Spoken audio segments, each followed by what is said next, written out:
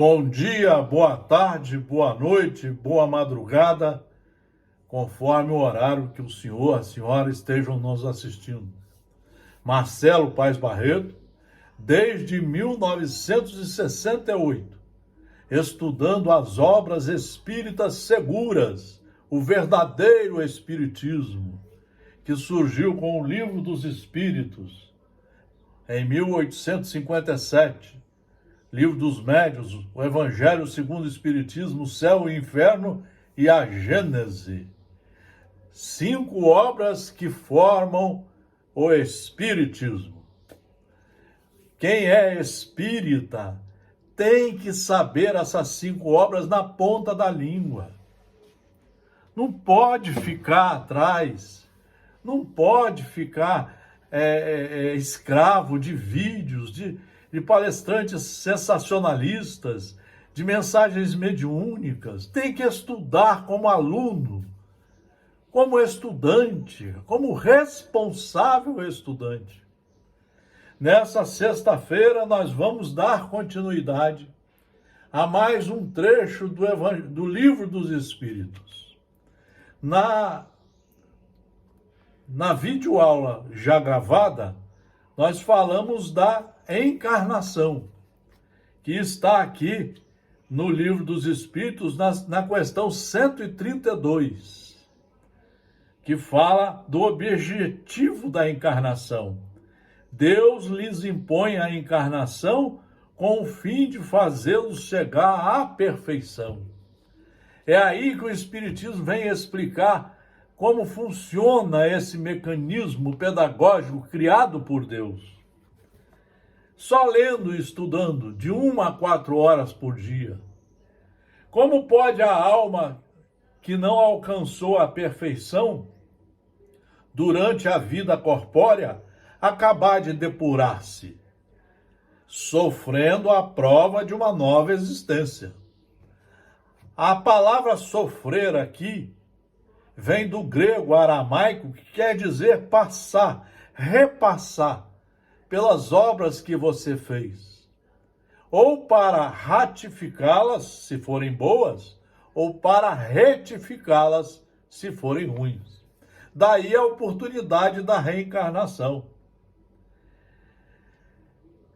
Como realiza essa nova existência? Será pela sua transformação como espírito? Depurando-se. Então é um trabalho de aluno, de estudos, de muita coragem para renovar-se, para se reformar. Isso é o verdadeiro espiritismo. Esse é o espiritismo jurídico espírita que deveria ser estudado. Depurando-se, a alma indubitavelmente experimenta uma transformação. Mas para isso necessária lhe é a prova da vida corporal. A alma passa então por muitas existências corporais? Sim. Sim. Todos contamos muitas existências. Porque Deus é bom. E Deus nos criou para nós chegarmos à perfeição. Só que pelos nossos próprios esforços e não por milagres. Não por mensagens mediúnicas de última hora, livros mediúnicos de última hora, não. É estudando e nos reformando. Sim, todos contamos muitas existências. Os que dizem o contrário pretendem manter-vos na ignorância em que eles próprios se encontram. Tem um montão de professores, de palestrantes, que são ignorantes, que não estudam e que querem ser seguidos pelas pessoas que não estudam. Nós precisamos estudar. Só o estudo ilumina o nosso livre-arbítrio, o nosso discernimento. Só o estudo mostra para nós o caminho. Jesus foi muito claro: conhecereis a verdade e a verdade iluminará os seus passos. Meus discípulos jamais cairão em trevas. Por quê? Porque estudam suas leis e as seguem. A mesma coisa as leis dos homens aqui. Nós temos um Estado democrático de direito, formado por um conjunto de livros e de leis que deveriam ser estudados muitos e seguidos rigorosamente. Sim, todos contamos muitas experiências. Os que dizem o contrário pretendem manter-vos na ignorância em que eles próprios se encontram. Esse é o desejo deles. É o desejo do orgulhoso, do vaidoso, do mentiroso, do que não estuda, é contar vantagens para que outros sigam igual a eles, sem estudar, na ilusão de que está fazendo o bem. Parece resultar desse princípio que a alma, depois de haver deixado o corpo, toma outro, ou então que reencarna em um novo corpo. É assim que se deve entender? Evidentemente. O Pai é muito bom, nos dá a oportunidade. Nós ficamos reprovados, nós vamos para o mundo espiritual, numa cidade espiritual mais organizada do que aqui, e lá fazemos a revisão de tudo e nos preparamos para a nova encarnação, aonde vamos encontrar geralmente as mesmas criaturas em corpos diferentes para os devidos reacertos. Aí, na questão 171, justiça da reencarnação. Em que se funda o dogma da reencarnação? Na justiça de Deus e na revelação, pois incessantemente repetimos, diz o Espírito. O bom Pai deixa sempre aberta a seus filhos uma porta para o arrependimento. Você vai se arrepender, vai estudar para ver aonde errou, vai se enquadrar nas leis divinas e começar uma nova caminhada, acertando tudo que fez de errado e agora, em definitivo, se você tiver coragem pedagógica, começar só a viver de acordo com a lei.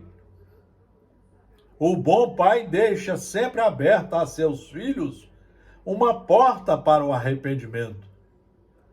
Não te diz a razão que seria injusto privar para sempre da felicidade eterna todos aqueles de que não dependeu o melhorarem-se? Deus seria um brincalhão? Não, ele é perfeito. Ele criou as leis de forma a que seus filhos cheguem à perfeição, mas pelos seus próprios esforços. Não são filhos de Deus todos os homens?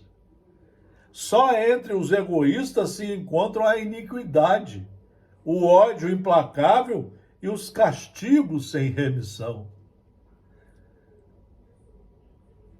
Só onde reina a ignorância, a má vontade de estudar as obras, de frequentar a escola da alma de 1 a 4 horas por dia, quando existe essa má vontade, surge o quê? O orgulho, a vaidade, o emburramento, as complicações, as brigas. Você vê muito isso no meio das religiões, porque elas não querem estudar. Elas querem só o poder, querem escrever livros, lindos por fora, vazios por dentro. E aí escreve Allan Kardec: todos os espíritos tendem para a perfeição, e Deus lhes faculta os meios de alcançá-la. Isso é que é o Pai misericordioso. Isso é que é o pai que cria seus filhos para o amor, proporcionando-lhes as provações da vida corporal. Sua justiça, porém, lhes concede realizar em novas existências o que não puderam fazer ou concluir numa primeira prova. Quantas coisas que nós fazemos aqui nessa vida e não dá tempo de refazer. Quantas brigas em família que não dá tempo de refazer para o bem. Quantas separações, quantos crimes praticados, quantas complicações praticadas no meio da sociedade, da religião principalmente. Hoje eu vejo de uma forma muito preocupado como é que as pessoas da religião ou de algumas religiões estão agindo. Elas estão agindo de forma deseducada. Elas só gostam de abraçar aqueles que lhe agradam às almas. Elas não perdoam, não dialogam, não conversam com as pessoas que lhe incomodaram ou que lhe incomodam. Ou seja, não entenderam nada do Evangelho segundo o Espiritismo. Não entenderam nada do Evangelho que nós estamos estudando toda quarta-feira aqui no nosso núcleo de estudos espíritas e jurídicos Gesiel. Continua o livro dos Espíritos. É o livro que deveria ser lido de 1 a 4 horas por dia. Ele deve ser lido 6 vezes numa encarnação. A doutrina da reencarnação, isto é, a que consiste em admitir para o espírito muitas existências sucessivas, é a única que corresponde à ideia que formamos da justiça de Deus para com os homens que se acham em condição moral inferior. É a única oportunidade que esses irmãos atrasados, praticantes de atos terríveis, seja na política, na religião, nas famílias, na sociedade, é a única oportunidade que eles terão de recomeçar, retificando-se e enquadrando-se nas leis de Deus, caminhando definitivamente para o bem. A única que pode explicar o futuro e firmar as nossas esperanças, pois que nos oferece os meios de resgatarmos os nossos erros por novas provações, expiações, reencarnações difíceis, como nós estamos vendo por aqui. Muitos de nós, ignorantemente, quando estamos diante dessas reencarnações difíceis, nos revoltamos. Fazemos tudo errado por falta de estudo, de compreensão. Falta de estudo, de compreensão. Pois que nos oferece os meios de resgatarmos os nossos erros por novas provações. A razão nos indica e os espíritos a ensinam. O homem que tem consciência da sua inferioridade aure consoladora esperança na doutrina da reencarnação. Se crê na justiça de Deus, não pode contar que venha a achar-se para sempre em pé de igualdade com os que mais fizeram do que ele. Sustém-no, porém, e lhe reanima a coragem a ideia de que aquela inferioridade não o deserta eternamente do supremo bem, é que mediante novos esforços, dado-lhe será conquistá-lo. Queridos amigos, esse é só um pouquinho como que é bom estudar os livros da doutrina espírita, mas estudar mesmo para aprender e nos reformarmos. Muito obrigado pela atenção. Um grande fraternal abraço a todos vocês.